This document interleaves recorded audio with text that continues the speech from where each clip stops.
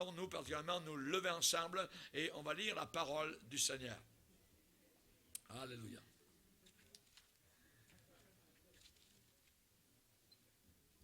Alléluia. Gloire à Dieu. Ce matin, le message est intitulé « C'est mon garçon ». C'est mon garçon. On va lire, si vous voulez bien, dans le psaume 127 et nous allons lire à partir du verset 3. Psaume 127 et nous allons lire à partir du verset 3.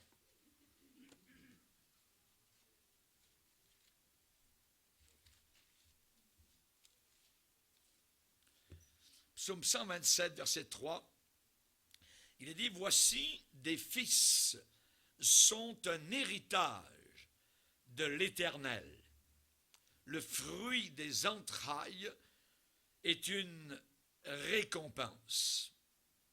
Comme les flèches dans la main d'un guerrier, ainsi, ça veut dire de la même façon, de la même manière, ainsi sont les fils de la jeunesse. Heureux l'homme qui en a rempli son carquois. Ils ne seront pas confus quand ils parleront avec des ennemis à la porte. Seigneur, nous te demandons de bénir abondamment ta puissante parole. Te demandons de bénir particulièrement cette journée, Seigneur, où nous désirons honorer les mamans, particulièrement, Seigneur, de notre assemblée, en te demandant, Seigneur Jésus, que nous puissions, Seigneur, réfléchir sur les enfants, sur nos enfants, nos garçons, nos filles, Seigneur, et le courage que cela demande pour des parents d'élever des enfants dans le Seigneur. Merci, Seigneur, aide-nous à comprendre, Seigneur, ta volonté, qui est toujours bonne, qui est agréable et qui est parfaite. Bénis nos enfants, bénis nos mamans, Seigneur, et que la puissance du Saint-Esprit leur soit accordée en abondance pour la gloire du Sauveur. Amen. Et tout le peuple dit Amen. Amen. On peut s'asseoir, frères et sœurs. Voici des fils sont un héritage de l'Éternel. Le fruit des entrailles est une récompense. Et cela nous amène peut-être à réfléchir le jour où vous étiez dans la salle d'attente à l'hôpital et une infirmière arrive portant un paquet dans une petite couverture. L'infirmière dit votre nom, elle sourit et elle vous dit, c'est un garçon. C'est un garçon. Ève, la première maman, a déclaré, j'ai formé un homme avec l'aide de l'Éternel. J'ai formé un homme avec l'aide de l'Éternel. Comment se forment les os dans le sein d'une maman? C'est un mystère. Et déjà, dans l'Ecclésiaste, Salomon le déclarait. Sais-tu comment se forment dans le ventre d'une mère les os d'un bébé? C'est miraculeux. Et je me rappelle, lorsqu'on m'a présenté à Sherbrooke, le premier bébé que nous avons eu, les pleurs sont montés à mes yeux. Comment cela peut-il se faire? Un être humain, en plus, parti tout seul, rencontrant ma fiancée, devenant mon épouse, et ensuite arrivent des enfants. C'est un miracle de la part du Seigneur. Maintenant, la question qu'on peut se poser, qu'attendons-nous? Un enfant beau, un bel enfant, un enfant intelligent, un enfant en santé? Est-ce que nous attendons quelqu'un qui soit juste comme nous? Je pense que nous attendons quelqu'un qui soit meilleur que nous. Bien que peu de personnes l'admettent, nous attendons, je dirais, à être parents et à avoir des enfants qui sont parfois des super héros. Nous attendons à avoir des enfants qui sont au-delà des autres, au-dessus des autres. Nous attendons un petit génie. Peut-être qu'on va avoir un petit Einstein. Ou peut-être qu'on va avoir un autre Moïse. Voyez? On s'attend, les parents ont des grandes attentes, évidemment, sur leurs enfants. Alors que nous-mêmes, nous manquons de super qualité. Nous voudrions avoir des enfants super, alors que nous ne sommes pas, loin de là, super. Et avec ces attitudes-là, nous pouvons devenir nous-mêmes les pires ennemis de nos enfants. Ces attitudes empêchent nos enfants de devenir les hommes et les femmes que Dieu a l'intention qu'ils soient. Si au fond de votre cœur, secrètement, vous pensez de l'autre côté que vous avez reçu un citron, alors j'aimerais vous conseiller de regarder encore votre enfant. De poser un deuxième regard sur lui. Votre enfant a une véritable signification. Peu importe la grandeur de ses oreilles, peu importe l'espace de ses dents, peu importe la forme de son nez, peu importe l'absence de cheveux, Dieu l'a créé avec un but spécial. C'est Dieu qui a créé cet enfant, avec un but tout à fait particulier. Dieu l'a fait pour un but. Dieu a dit un jour à Jérémie, qui était adulte, « Je te connaissais avant que tu sois sorti du sein de ta mère. » L'enfant qui est porté dans le sein d'une mère n'est pas un petit animal. C'est un être créé par Dieu. Et Dieu a la main sur cet enfant depuis le sein de sa mère. Exactement comme Paul a pu dire plus tard. Il dit, Dieu m'a choisi dès le sein de ma mère. Dieu le connaissait, même si pendant un certain nombre d'années, il a été rebelle à Dieu et à sa volonté. Cependant, malgré cela, Dieu avait la main sur cet enfant depuis le sein de sa mère. Comme vous, votre enfant possède des bons attributs physiques. Il possède certaines tendances personnelles qui lui sont propres à lui. Il possède une capacité d'expression, une capacité mentale, voyez. Il va être capable d'accomplir son appel. Il va le faire avec l'aide du Seigneur et avec aussi votre exemple.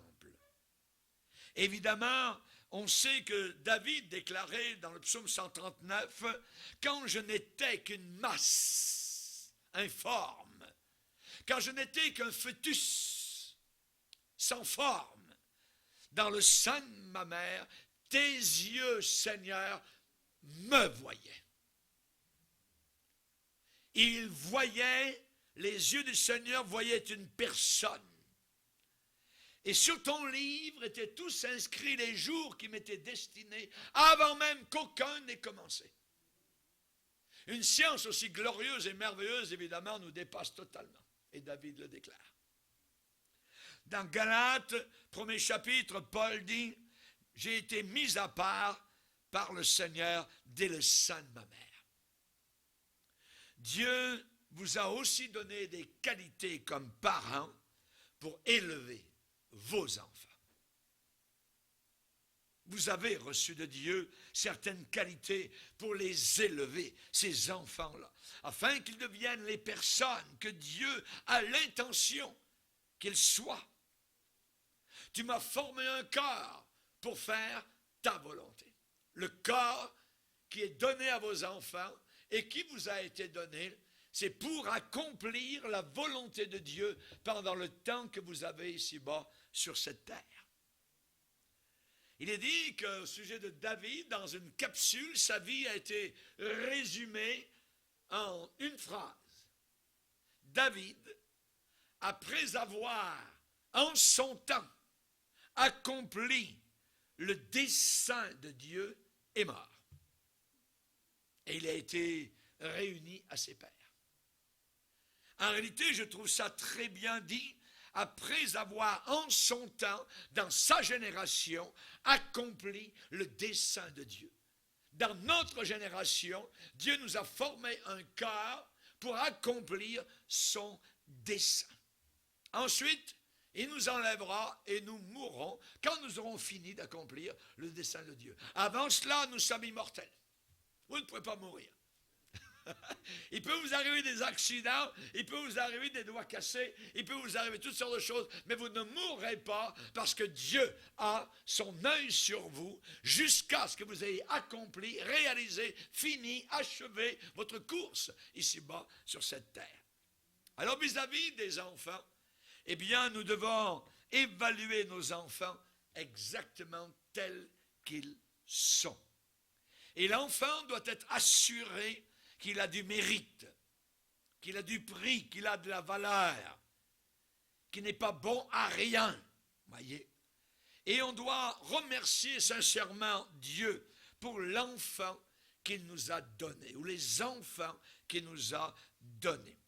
Et évidemment, sinon, eh bien, votre enfant va sentir, va ressentir son insuffisance et vos déceptions à son égard, vos désappointements. Anne, elle a prié longtemps pour avoir un enfant. Elle a eu finalement Samuel. Et elle a remercié le Seigneur pour son enfant. Elle a dit, je veux le prêter à l'Éternel. Une expression disant, il sera toute sa vie comme je veux Dieu me l'a donné, je veux le redonner au Seigneur. Il sera prêté à l'Éternel toute sa vie. Toute sa vie. Elle a loué le Seigneur pour son enfant. Ayez foi, croyez, vous les parents, que votre enfant deviendra la personne que Dieu désire qu'il devienne.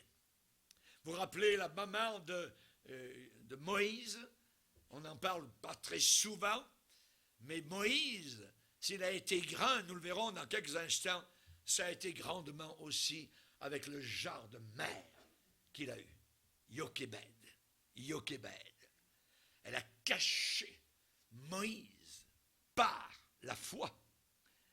Et votre enfant doit un jour de lui-même commencer non plus à avoir la foi de ses parents, mais sa propre foi. Et Paul va dire à Timothée, la foi qui est en toi, foi authentique, foi sincère, la foi sincère qui est en toi, cette foi a habité d'abord dans ta grand-mère, Loïs, et dans ta mère, Eunice. Et cette foi maintenant, elle est en toi. Nos enfants, nous les élevons dans la foi du Seigneur. À un moment donné, ils peuvent dire, eh bien, je vais mesurer entre le monde et ce que j'ai appris depuis que je suis petit. La Bible dit, instruis l'enfant dans la voie qu'il doit suivre. Instruis l'enfant. On les instruit, on ne les sauve pas. Vous avez des enfants, et certains chrétiens prient aujourd'hui pour que ces enfants soient sauvés, et pourtant ils ont été élevés à l'école du dimanche, et pourtant vous leur avez appris des versets quand ils étaient petits. Aujourd'hui ils sont les deux pieds dans le monde. Mais ce qui a été placé dans leur cœur est là. Et ne peuvent pas véritablement être totalement comme les païens. Parce qu'il y a ce résidu, cette parole, cette semence qui est dans leur cœur.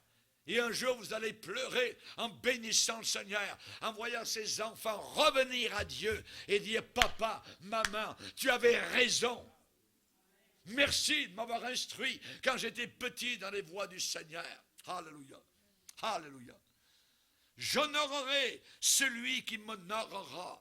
Ne vous découragez pas, parents, parce que vos enfants décident de mesurer les valeurs de Freud, les valeurs de Voltaire, de Rousseau, de Diderot, de Descartes, ainsi de suite, des philosophes, par rapport à la puissante parole de Dieu, à la masse, je dirais, qui brise n'importe quel cœur. Ce monde met au défi la parole de Dieu. Mais cette parole ne change pas. Cette parole demeure. Cette parole a le dernier mot. Alléluia. Lorsque les enseignants de l'évolution vont à l'école, au cégep ou à l'université, leur enseigner qu'elles sont, je dirais, une évolution depuis la cellule, depuis les poissons, ainsi de suite, un jour ils vont reconnaître qu'ils ont été créés par Dieu. C'est un mensonge. L'évolution. Reconnaissez dans vos enfants les efforts qu'ils font. Ils font des efforts, voyez. Ce que l'enfant accomplit, reconnaissez-le, voyez. Encouragez-le, louez-le, et ça renforcera son comportement constructif. Soyez spécifique et dites-le lui, j'apprécie, c'est bien, t'as coupé le gazon. Bravo, c'est très bien. Tu as augmenté tes notes à l'école. Bravo. Tu commences à faire ta chambre, à faire ton lit. C'est bien, continue. Encouragez-le. Voyez, tu obéis un peu mieux maintenant à ce qu'on te demande de faire. Et c'est bien, nous remarquons ce changement. Il faut le dire comme parent. Sinon, l'enfant ne sait pas, voyez, ses efforts ne sont pas reconnus, il ne sait pas s'il est remarqué ou non, voyez. Il faut lui dire, tu es un bon fils, tu es une bonne fille, nous t'aimons. Le lui dire.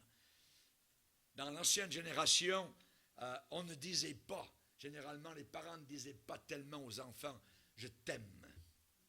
Voyez, c'était une génération plus rough, plus carrée, plus dure. Ça ne veut pas dire que ses parents n'aimaient pas leurs enfants. Mais c'est bon d'entendre ça, de la bouche d'un père, de la bouche d'une mère. On t'aime. On t'aime. Dites-le lui. Utilisez l'unité familiale, le noyau familial pour faciliter le développement de votre enfant. La famille, on va s'en rappeler toute notre vie. Toute notre vie. Moi, je suis dans la soixantaine actuellement. Je me rappelle lorsque j'avais 10 ans à la maison, à table. Je me revois assis, maman à ma droite, papa à ma gauche, voyez. Mon frère ici, ma soeur, une autre soeur, voyez, autour de la table. Les moments à table étaient très importants. On parlait, on discutait. Je me rappelle, ma soeur, elle avait l'habitude de s'étirer. Elle était tout le temps comme ça, voyez. J'aimais ça, c'était bien, voyez. Alors, on avait le temps de discuter. On avait le temps de dire certaines choses. C'est important, la famille, de faire des choses, évidemment, donc, ensemble. Ce sentiment d'appartenir, d'appartenance. Aujourd'hui, la famille est toute pulvérisée. Les gens veulent divorcer. L'autre jour, une de nos sœurs me dit, pasteur, on est en train de préparer notre maison, on fait un peu de la peinture parce que mon frère qui habite dans l'Ontario vient de divorcer et il va venir habiter chez nous. C'est terrible. C'est un drame. C'est un drame total. Parce que c'est une marque pour les enfants. Et cette génération monte en rébellion. En rébellion. Souvent, nos centres de jeunesse sont remplis à craquer, nos prisons, ainsi de suite. Pourquoi? À cause de la famille. La corde est mise. Cette génération a placé la corde pour noyer, pour étouffer la famille, pour pulvériser la famille. C'est une œuvre diabolique. Et nous avons besoin, nous au contraire, de travailler à la famille. L'enfant a un sentiment d'appartenance. C'est l'un de ses sentiments primordiaux. Il va y penser à l'école. Il va y penser quand le professeur lui parle. Voyez, il va penser à maman, il va penser à papa. Son sentiment d'appartenance, appartenir à une famille. Alors, il faut aider ses enfants. Il faut les aider à se sentir sécurisés, qu'ils se sentent sûrs, assurés de leur place propre dans la famille. dans la famille. Voyez? Et évidemment, il ne faut pas que dans la famille, les enfants deviennent insolents. Et Dieu est très sérieux vis-à-vis de cela. Dans la famille, on ne peut pas accepter l'insolence d'un enfant. Ou qu'un enfant tape papa ou maman. Ça, Dieu prend cela vraiment très, très au sérieux. Et on va lire quelques passages dans la parole de Dieu. Exode 21.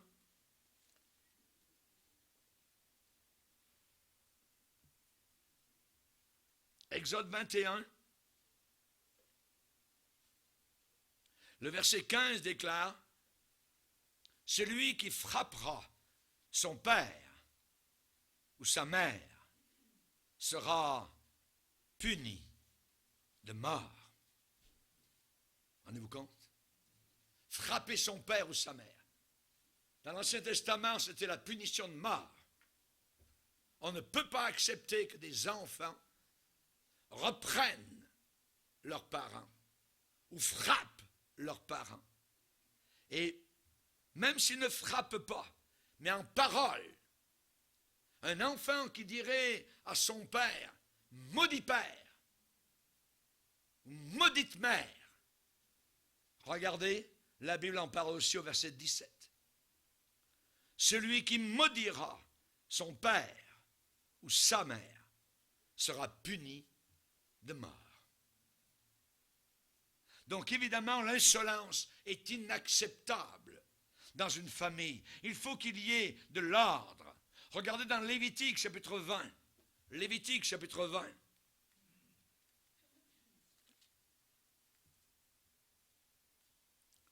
Lévitique chapitre 20, le verset 9. Si un homme quelconque maudit son père ou sa mère, il sera puni de mort. Il a maudit son père ou sa mère, son sang retombera sur lui.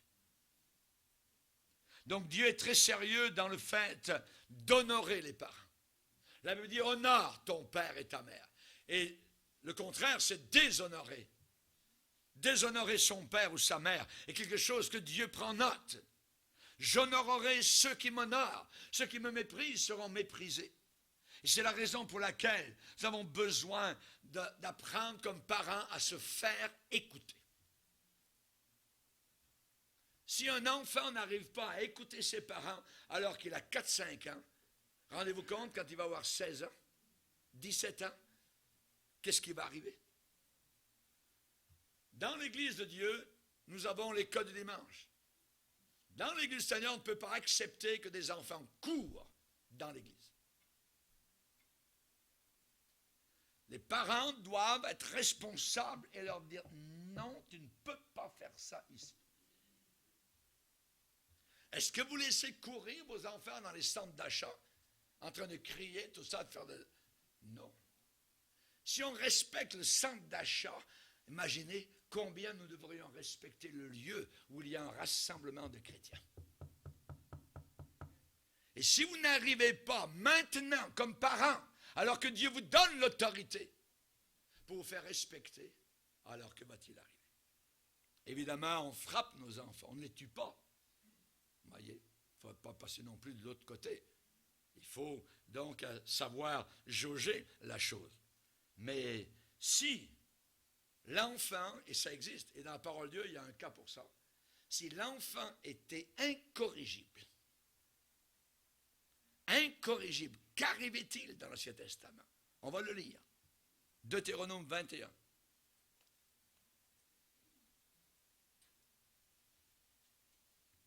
Deutéronome 21, verset 18.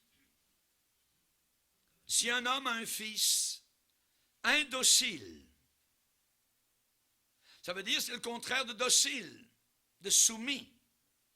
Si un homme a un fils indocile et rebelle, n'écoutant ni la voix de son père, ni la voix de sa mère, et ne leur obéissant pas même après qu'ils l'ont châtié, qu'est-ce qu'il faut faire avec ça?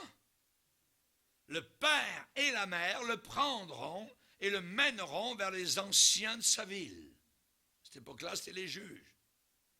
Et à la porte du lieu qu'il habite, ils diront aux anciens de la ville, de sa ville, voici notre fils qui est indocile et rebelle, qui n'écoute pas notre voix et qui se livre à des excès et à l'ivrognerie.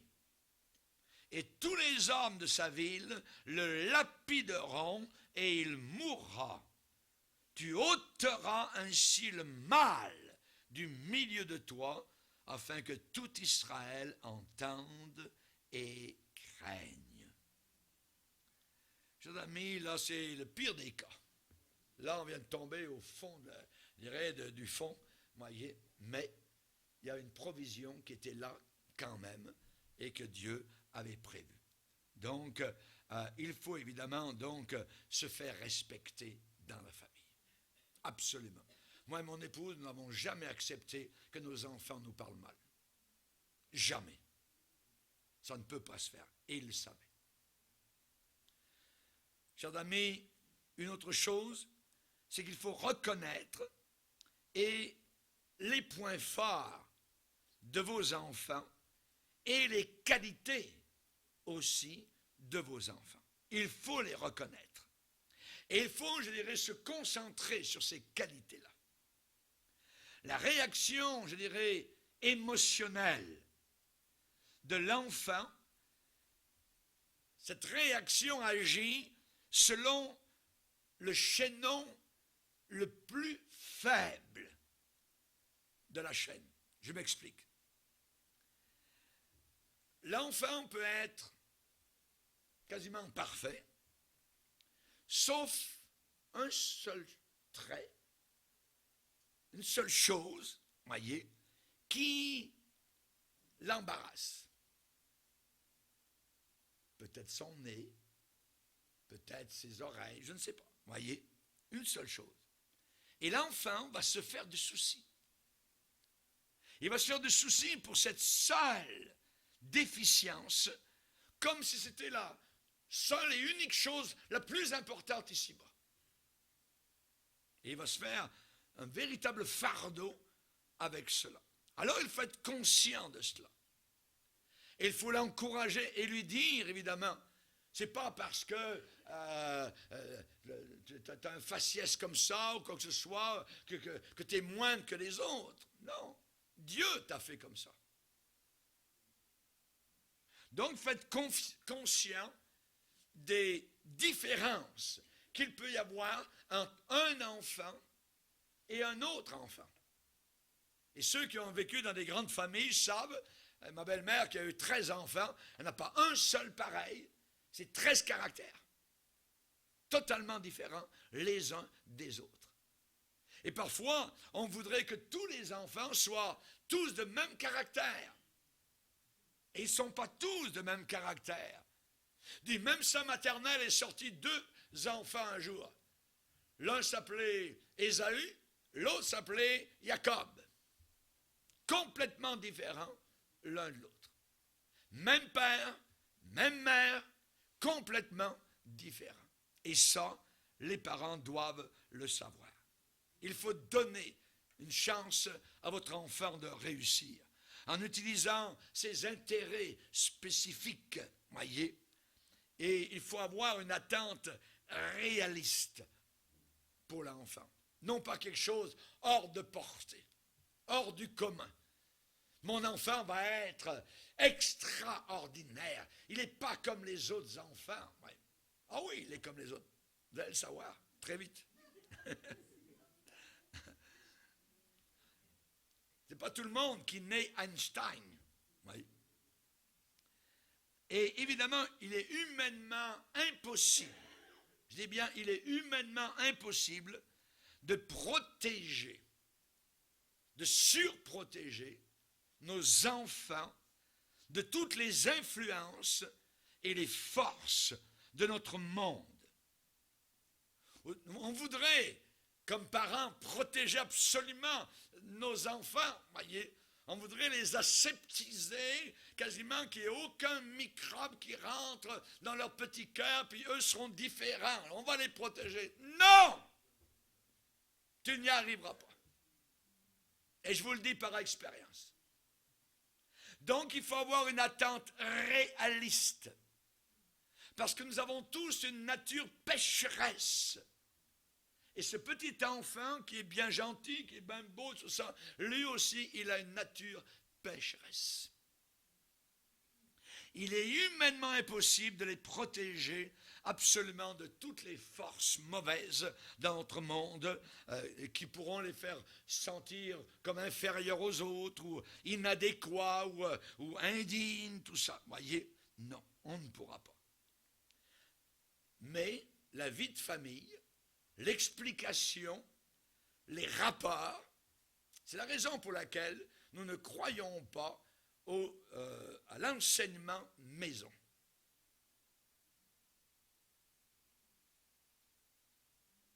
Nous croyons à l'école païenne où les enfants vont aller et être en contact avec les microbes de ce monde. Et où, quand ils reviennent à la maison, avec leur petite sorcière, ainsi de suite, on va leur expliquer. On va leur dire ce qui se passe.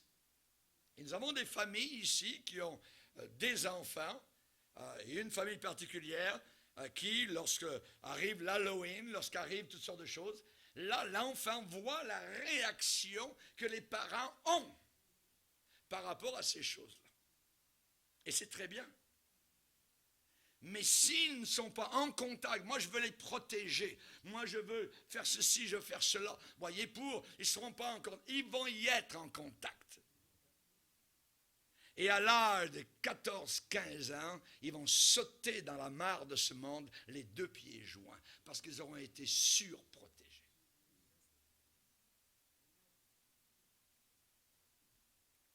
Chers amis, nous devons accepter nos enfants avec toutes leurs limitations et avec leurs qualités. Il faut être conscient que Dieu n'en a pas fini avec eux. Dieu va continuer à travailler.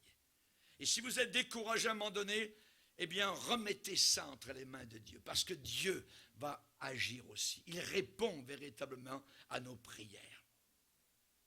Soyez certains qu'avec sa force et avec sa grâce, nous les amènerons à leur plein potentiel en Jésus-Christ. Il faut exprimer notre gratitude envers nos enfants. Notre gratitude. Et c'est la raison pour laquelle je vais aller vers un exemple merveilleux que nous avons dans la Bible. J'appelle cette femme une femme héroïque. Héroïque. Nous avons des Africains parmi nous, ils connaissent ça. Les crocodiles. Les crocodiles. Le crocodile est une des créatures les plus effroyables. Et souvent, les crocodiles peuvent dévorer de la chair humaine. Ils glissent au travers des eaux boueuses.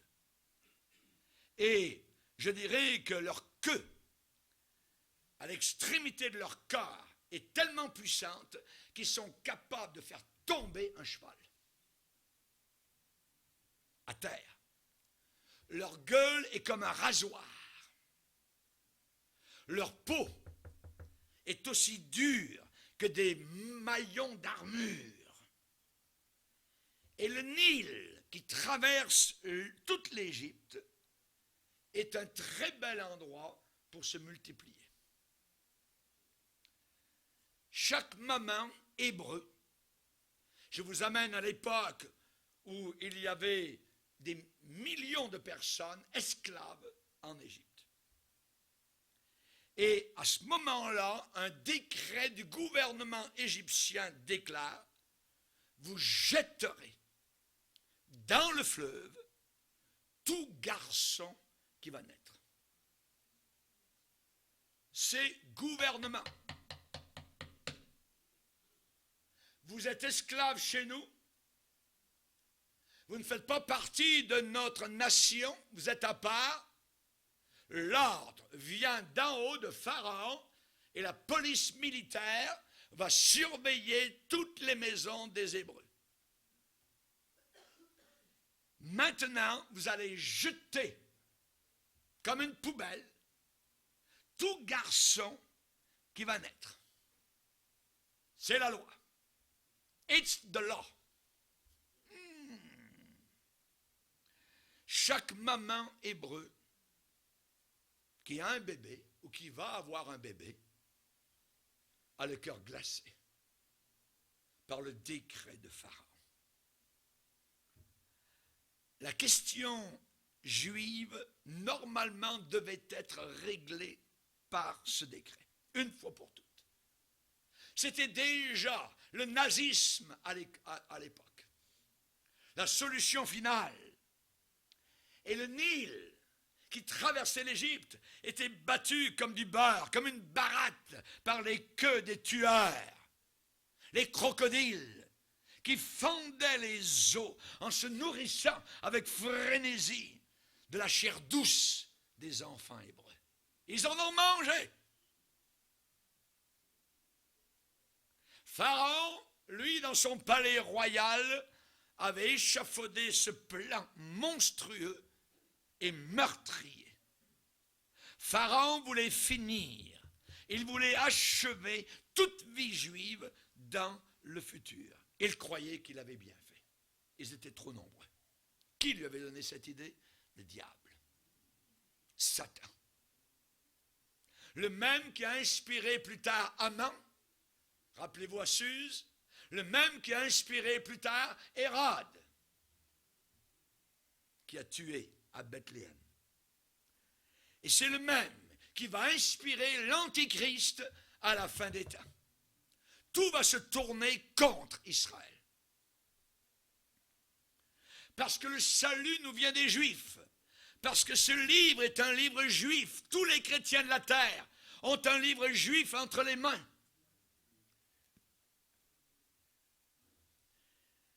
La bravoure, au travers de tout cela, d'une femme. Bravoure extrême. Jochébed. Son nom veut dire gloire de l'Éternel. Pharaon n'avait pas compté sur elle. Elle eut un courage formidable. Une femme de passion, avec un plan, avec de la foi authentique, avec de l'audace, avec une confiance totale. Elle s'en est remise totalement au Seigneur. Une femme de dignité, de noblesse. De son sein est sorti le puissant Moïse, le libérateur du peuple juif.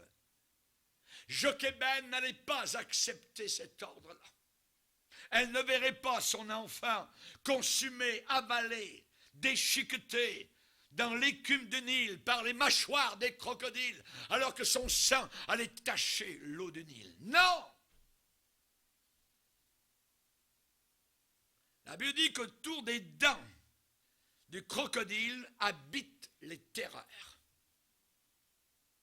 Job 41. Jochébed veut dire gloire de l'Éternel. Nous avons là aujourd'hui une femme dynamique. C'est la toute première personne dans toute la Bible qui a son nom lié à l'Éternel. Jochébed, gloire de l'Éternel. Une femme aux nerfs d'acier. Quelle étoffe! Elle a forgé son plan glacial dans l'Égypte ancienne, où la vie ne signifie absolument rien du tout, pas plus qu'aujourd'hui.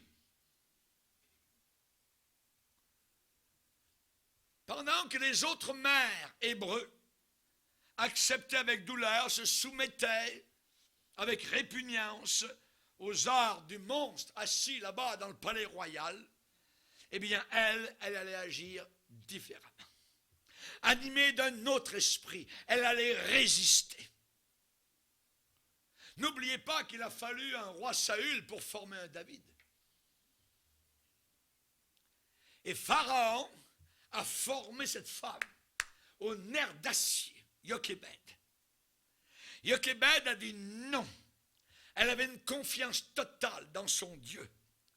Dans le psaume, il est dit « Je hais les hommes indécis ». Elle avait déjà protégé de la terreur égyptienne sa fille Myriam, qui avait 10 ans. Elle avait déjà protégé de la terreur égyptienne son fils Aaron, qui avait 3 ans. Et elle allait protéger maintenant son fils Moïse qui était à la mamelle et elle l'a porté, elle l'a nourri les 3 premiers mois du même lait fort que les autres. La chaîne a ses racines, sa source, son pivot, sa souche autour du roc. Et ici, nous avons 3 enfants de Jochébed qui eurent leurs racines, leur source autour du roc. Nous avons aujourd'hui, dans notre génération, les sœurs de Jochébed. Elles ne sont pas mortes. Elles sont encore là au 21e siècle. Dieu a dit à Jérémie, toi, Saint-Terrain, lève-toi, dis-leur tout ce que je t'ordonnerai, ne tremble pas en leur présence. Ils te feront la guerre, mais ils ne te vaincront pas, car je suis avec toi pour te délivrer, dit l'Éternel. Ces femmes-là aujourd'hui, les Jochébed d'aujourd'hui, possèdent des résolutions fortes, farouches, acharnées, une détermination d'acier. Elles ne plieront pas aux ordres de la répression. Elles vont protéger la vie du bébé né ou du bébé qui n'est pas encore né. Elles vont mettre un bouclier autour de leurs enfants au prix même de leur existence s'il le faut. Elles vont les entourer contre ceux qui voudraient attaquer ou mutiler leur progéniture. Comme au printemps, n'essayez pas d'aller vers une mère ours au printemps. Vous allez vous faire déchiqueter. Alléluia. Dans ma détresse, j'ai invoqué l'Éternel. Il m'a répondu. J'ai invoqué mon Dieu. De son palais, il a entendu ma voix. Mon cri est parvenu à ses oreilles. Ces femmes-là, les Jochébed d'aujourd'hui, elles ont entendu battre le cœur de la mère de Moïse. Et ces femmes-là veulent absolument voir la gloire de Dieu se manifester. Elles ont décidé d'obéir et de rester vraies aux ordres du ciel. Elles vont ébranler les forteresses pharaoniques de l'enfer. Que Pharaon soit livré à l'enfer, mais Moïse va vivre. Et à la fin, il va aller au ciel.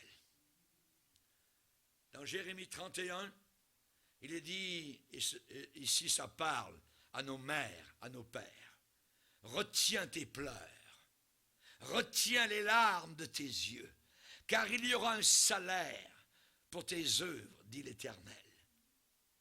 Ils reviendront, on parle des enfants, ils reviendront du pays de l'ennemi. Il y a de l'espérance pour ton avenir, dit l'Éternel. Tes enfants reviendront dans leur territoire. Alléluia. Alléluia. Nous ne voulons pas quitter cette terre sans que nos enfants soient sauvés. À l'époque dans laquelle nous sommes, nous voulons les avoir avec nous, soit dans la mort, soit par l'enlèvement. Et Jochébed, qu'est-ce qu'elle a fait? Elle a caché son bébé pendant ces 3 premiers mois de cauchemar. Comment a-t-elle fait? Comment a-t-elle pu faire ça? Il est dit qu'elle a vu son bébé et elle vit qu'il était beau. Chaque maman voit que son bébé est beau. Elle le cacha pendant 3 mois. 3 mois. Ça veut dire 12 semaines, c'est long. Cela défie toute imagination. Elle vivait dans une petite cabane. C'était primitif. Il n'y avait aucune intimité, il n'y avait pas 28 pièces. Aucune intimité, c'était la vie à la dure, à l'état brut. Des esclaves. La cabane était couverte par un peu de chaux maigre. Ils étaient esclaves. Ailleurs. La vie était rude, âpre, violente, grossière, frappée par le fouet. Quand les hommes revenaient le soir, il fallait penser, les mamans pensaient les blessures de leur mari. Et maintenant, il y avait un autre enfant. Où pouvait-elle cacher un pauvre petit bébé de 3 mois, plein de santé, et qui pleurait? Et chaque jour, il y avait les yeux fouillards, rôdeurs de la police égyptienne, des maîtres égyptiens, qui paranoïaient littéralement pour prendre le bébé et l'envoyer directement dans le Nil. Et les crocodiles dévoraient ce dessert. La police militaire égyptienne fouinait dans les régions hébreues. Ils farfouillaient ici et là. Ils visitaient les maisons. C'était vraiment bien regardé. Ils perquisitionnaient. C'est comme les nazis durant la Deuxième Guerre mondiale. Elle a réussi pendant 3 mois. Et quand elle n'a plus pu le cacher, alors il fallait agir autrement. Prendre des mesures drastiques, tragiques, dramatiques, poignantes, émouvantes, difficiles et dangereuses, pour continuer la sécurité de l'enfant. Vous savez, les plans de Dieu sont contraires aux plans des hommes. Dieu a dit, mes voies ne sont pas vos voies, mes plans ne sont pas vos plans. Et les jochébèdes de ce monde n'acceptent pas la défaite. Non, non, non, non, non. Elles ne comprennent pas le mot débâcle, le mot débandade, le mot échec. Ces jochébèdes sont sourdes à des mots comme lâcher, abandonner. Les jochébèdes connaissent un autre mot qu'elles chérissent, résister. Comme Marie Durand, qui l'a écrit sur le roc d'une prison en France, où elle est restée pendant 30 ans. Ces femmes-là ont une devise. Là où il y a une volonté, il y a un sentier. Là où il y a une volonté, il y a un sentier. Quand il n'y a pas de volonté, il n'y a pas de sentier. Tout est barré. Cette femme-là a utilisé l'instrument de la mort. C'était quoi l'instrument de la mort? Le Nil. Le Nil. Elle a utilisé le Nil. L'instrument de la mort décrété par Pharaon, qui devait détruire son fils, anéantir, tuer son fils, le faire disparaître. Ce Nil même a sauvé la vie de son fils. Sagesse de Dieu. Il est dit qu'elle le déposa parmi les roseaux sur le bord du fleuve. Elle le déposa parmi les roseaux sur le bord du fleuve, dans la petite corbeille. J'admire cette femme. J'admire cette femme. Beaucoup de chrétiens aujourd'hui diraient, cette femme, elle n'est pas très spirituelle. Elle n'obéit pas au gouvernement. C'est pas code. C'est une extrémiste.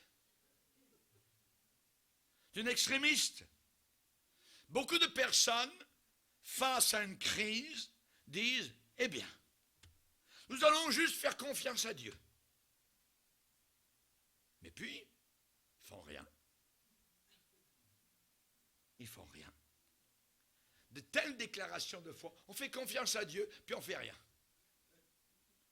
De telles déclarations de foi, ça a l'air très très pieux, très très spirituel, mais c'est une bulle de savon qui éclate.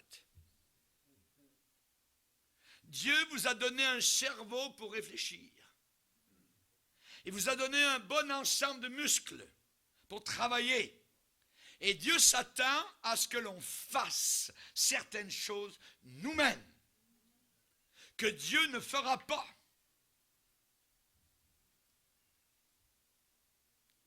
Ouais, il y a les apostats, tout ça. Non, il faut les dénoncer. Il faut les dévoiler. Il faut le dire. Il faut avertir. Oh, vous savez, le pasteur Bourgier, lui, il dit des noms. Il dit des noms, il ne devrait pas dire des noms. Ben oui, on va dire des noms. Paul en a dit. Relisez vos épîtres. Il dit, fais attention à ce gars-là. Fais attention à Hermogène. Fais attention à Alexandre. Fais attention à un tel. On va continuer à dénoncer, à dire les noms de ceux qu'on connaît comme faux prophètes. Les apostats qui ravagent, qui saccagent le peuple de Dieu véritable. Il faut oser être différent. N'oubliez pas que cet évangile que je prêche depuis bientôt 50 ans a déjà coûté la vie à des milliers de chrétiens. Et la coûte aujourd'hui dans certains pays de la terre. Encore aujourd'hui. La Bible dit la foi sans les œuvres est totalement morte. J'ai la foi, je crois en Dieu, on fait confiance à Dieu. Et puis, on va dormir, on va ronfler. Les 4 amis qui avaient leur ami paralytique n'ont pas dit, hey, tu sais, nous on a la foi, Dieu va te guérir. Ils ont dit, est-ce que tu nous laisses prendre ton lit? Oui. Et ils l'ont monté sur leurs épaules. Ils étaient 4. Et ils l'ont amené, ils ont fait quelque chose. Et vous connaissez la suite de l'histoire. Vous vous rappelez les pieds dans le Jourdain? Le Jourdain est là, obstacle. Le moment où Dieu a dit où les sacrificateurs mettront le pied dans l'eau, on appelle ça se mouiller. Vous verrez le Jourdain s'ouvrir. Ils auraient pu regarder le Jourdain et dire, on va faire confiance à Dieu, on va attendre. Seigneur, on a confiance en toi. Mais Dieu dit, il faut que tu mettes ton pied dans l'eau. Et c'est quand tu vas te mouiller que le Jourdain va s'ouvrir. Ils auraient pu attendre pendant 400 ans là, et puis rien ne serait arrivé. Le petit garçon, il a apporté son lunch à Jésus. Ce qu'il avait, ça semblait totalement insignifiant. Goliath était là, narguant. Il a fallu un petit jeune homme, David, qui arrivait du champ de berger, des brebis, tout ça. Une fronde. Une fronde. Ouais, mais il a fallu que David descende et court devant Goliath avec sa fronde. Ça paraît fou. Les choses de Dieu paraissent souvent très folles. Jochébed devait absolument sortir le bébé de la maison. Il fallait maintenant qu'il avait 3 mois, il pleurait fort, tout ça. Jochébed devait l'apporter quelque part où il serait vraiment en sécurité. Elle était confrontée à une urgence. Elle a fait quelque chose à ce sujet-là. Vous savez, les hyperfaith, les superfois, les Bénin, les Kenneth Hagin, les faux prophètes, ainsi de suite, ils auraient probablement dit, ah ben, je crois que l'enfant ne criera pas cette fois-ci. Moi, j'ai la foi que l'enfant ne criera pas quand les policiers égyptiens vont passer, il ne va rien dire. Voyez. Toutes les fois qu'un garde égyptien va passer, l'enfant va se taire. Voyez. Moi, je crois Dieu pour ça. C'est bien beau, c'est gentil, c'est fin, la pensée est agréable, tout ça. Mais le bébé, lui, ne réalise pas combien vous êtes très, très spirituel. Et le bébé peut se mettre à pleurer de toute façon et de toute manière. Et dans le cas de Moïse, ça signifiait la gueule des crocodiles. Jochébed a posé un geste. Elle a posé un geste. Elle en a pris toute la responsabilité. Elle a porté elle-même tout le poids. Elle n'a pas mis le poids sur le bébé, sur elle-même. La foi, ce n'est pas toujours un saut dans le noir. Non, non, non, non. C'est peut-être un geste posé avec un risque. Un geste posé avec un risque et parfois un grand danger. C'est peut-être une action à faire.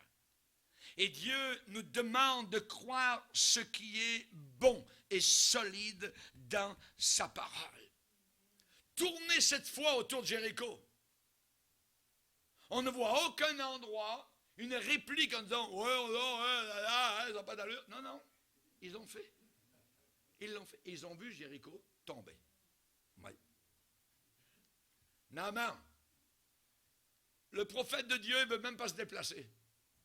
Mais il a dit de te plonger 7 fois dans le Jourdain et tu seras guéri de ta lèpre. Oui, non, je ne sais pas qui je suis, mais regarde mes étoiles, tout ça. Puis... Je suis diplômé de l'université syrienne, j'ai fait mon cours en armée, ainsi de suite. Et il ne sait pas qui je suis. Les choses folles de Dieu. La folie de Dieu est plus grande que la sagesse des hommes. Alléluia. Alléluia. Gloire au Seigneur. Il faut entrer dans la pensée de Dieu. Il faut entrer dans la volonté de Dieu. Alléluia. Dieu ne nous demande pas de faire des choses folles, mais la folie de Dieu est sage. La folie de Dieu est sagesse. Jochebed a fait une chose sensible et délicate. Et dans le ministère,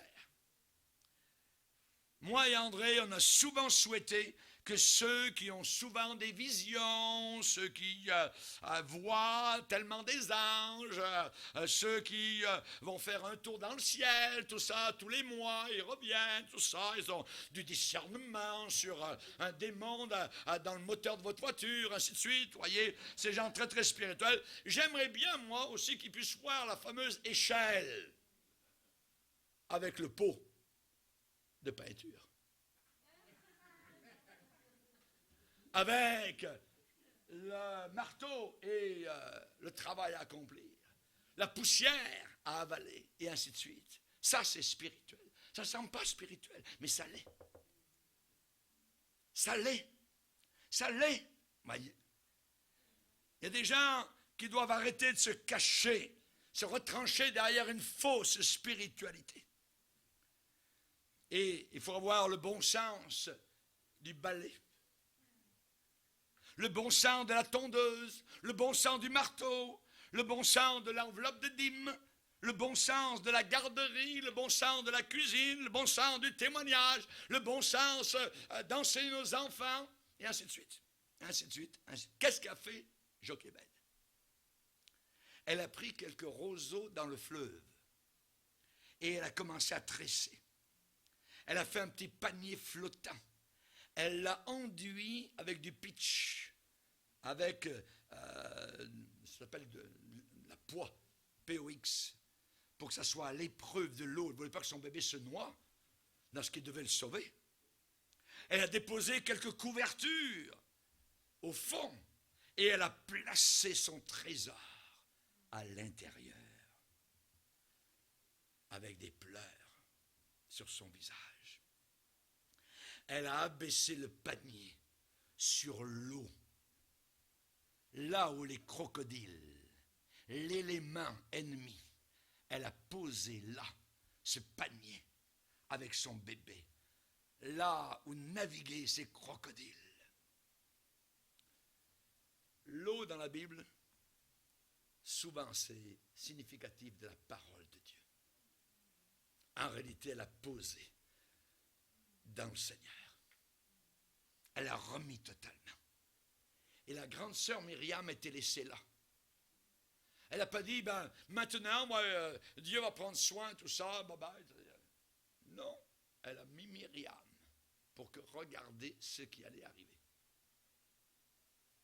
Certains pensent que la vie chrétienne, c'est quelque chose, on flotte sur les nuages, on est dans les vapeurs, tout ça, il y a un liquide flottant, tout ça. Non, la vie chrétienne, c'est bien terre à terre, voyez. C'est souvent le bon sens commun. C'est ça la vie chrétienne. Au travers des années, c'est pas un high, puis ensuite je redescends, et puis un autre high. Non, c'est une montée continuelle dans la présence de Dieu. Alléluia. Donc elle a enduit le panier avec du poil, elle a mis Myriam, elle a posté là pour regarder tout ça. Et Dieu était en train d'orchestrer chaque mouvement qui se passait. Les yeux de Dieu étaient là. Il avait un plan pour ce Moïse. Un grand plan. Les gens vivent et pensent que les programmes de l'Église vont résoudre le problème de l'Église. Dieu ne cherche pas des programmes. Il cherche un homme, une femme. C'est ça le programme de Dieu. Et il s'y prend à l'avance. Parce que Moïse, devenu grand, quelques décennies plus tard, allait délivrer totalement le peuple de l'Égypte. Dieu voit longtemps à l'avance. Myriam a été laissée là. Et avant que l'histoire finisse, pour faire court, l'enfant Moïse serait élevé en sécurité dans le palais royal par la fille de l'homme qui devait donner la mort à ce même enfant. Jacques, magistral, glorieux, masterpiece, Alléluia. Merci Seigneur. Notre Dieu change le mal en bien, renverse les plans des hommes, accomplit sa volonté qui est bonne, agréable et parfaite. Alléluia. L'histoire de cette femme est un encouragement pour chaque mère qui est en train de m'écouter. Vous avez consacré votre vie à Dieu. Cependant, il y a des circonstances qui ne sont pas encore en votre faveur. Vous avez fait de Jésus-Christ le maître de votre vie. Cependant, il y a encore des angoisses dans votre âme. Vous ne savez pas comment protéger votre enfant des pièges, des mensonges mortels, des crocodiles de ce monde. Tout semble-t-il désespéré. Alors regardez Jochébed. Devant elle, elle avait un décret de mort contre son enfant et contre tout son peuple. Elle vivait pour Dieu. Elle était déterminée à agir, pas juste assise, en priant et en espérant que tout irait bien. Elle a été audacieuse, courageuse. Qu'est-ce qu'elle a fait? Elle a fait quelque chose que vous pouvez faire. Elle a fait quelque chose que nous pouvons faire. Il faut faire ce que nous pouvons faire. Et Dieu, lui, fera le miracle. Il faut lui amener le linge. Il faut que nous ayons la fronde. Dieu, lui, va tuer Goliath. Il faut que nous tournions autour de Jéricho. Et lui va renverser les murailles. Il est un Dieu tout-puissant. Il veut voir notre fidélité et notre obéissance à ce qu'il nous déclare. Esther a exposé sa vie pour délivrer les siens. Alléluia. Déborah s'est levée. Elle a dit, je me suis levée. Moi, Déborah. À ce moment-là, le peuple avait choisi des nouveaux dieux. Et alors la guerre était aux portes. Il n'y avait aucune arme dans le pays. Imaginez, et la guerre était aux portes. Vous avez jeûné, vous avez cherché Dieu. Alors maintenant, il faut faire quelque chose. Il faut faire, faire. Le verbe, c'est faire. Et le mot faire est un verbe d'action. Faire quelque chose. Alléluia.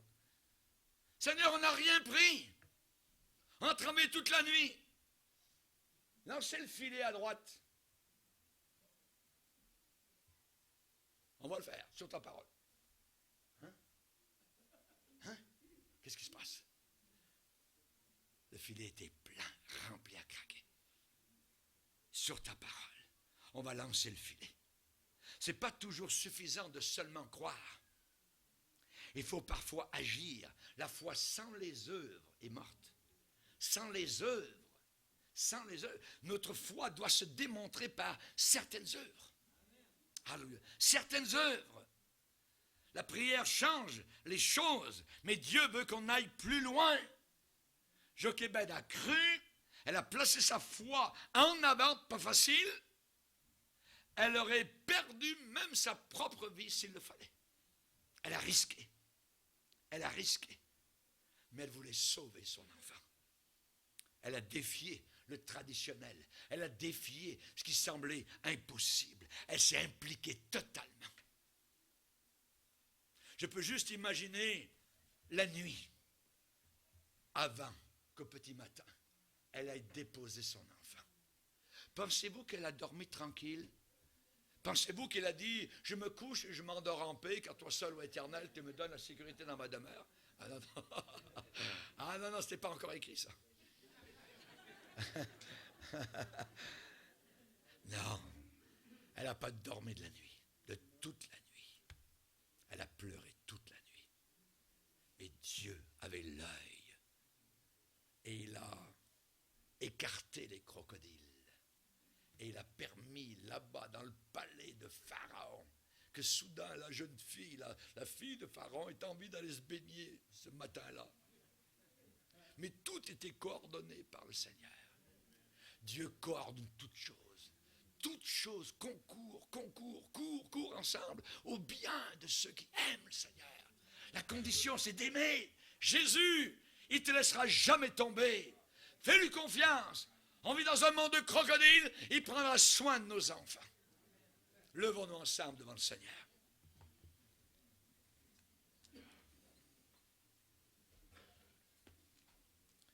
Seigneur, nous sommes devant toi, nous te bénissons pour la réflexion de nos cœurs. Tu es un Dieu de gloire, un Dieu vivant, un Dieu puissant, Seigneur. Alléluia. Tu agis au-delà de tout ce que nous pouvons penser, imaginer ou même croire, car tu es un Dieu glorieux, Seigneur. Toi qui fais paraître sur les montagnes ces milliards de fleurs que personne ne verra au printemps, Seigneur. Ah, mon Sauveur, ton extravagance est glorieuse et merveilleuse. Tu connais le nombre de nos jours avant même qu'aucun d'eux n'exista. Seigneur, merci. Merci parce que tu es là. Ton œil est sur nous, Seigneur, et tu as fait habiter dans nos cœurs ta vie puissante. Ah, mon Sauveur, aide-nous, Seigneur Jésus, à déposer nos enfants, Seigneur, sur le fleuve de ce Nil abominable, Seigneur, et que nous puissions, Seigneur, voir ta gloire, voir le salut, voir la délivrance, voir la guérison, voir les baptêmes dans son esprit, voir, Seigneur, ce que nous ne pouvons jamais faire en 50 ans. Tu peux le faire, Seigneur, en 5 minutes. Alléluia. Merci, Seigneur. Oh, mon Dieu, nous réclamons ton extravagance. Nous réclamons tes miracles. Nous réclamons ta main puissante sur nos familles, sur nos maris, sur nos époux, Seigneur, sur nos enfants, Seigneur, sur nos bébés, Seigneur. Oh, mon Sauveur, nous te bénissons pour ceux qui se donnent, Seigneur, à l'enseignement de ta parole, à l'école du dimanche, Seigneur, et à la maison, Seigneur. Dans un monde impie, aide-nous, Seigneur, à toujours avertir, à toujours déclarer ce que toi tu dis, Seigneur. Oh, merci, Père, dans le nom puissant de Jésus. Amen.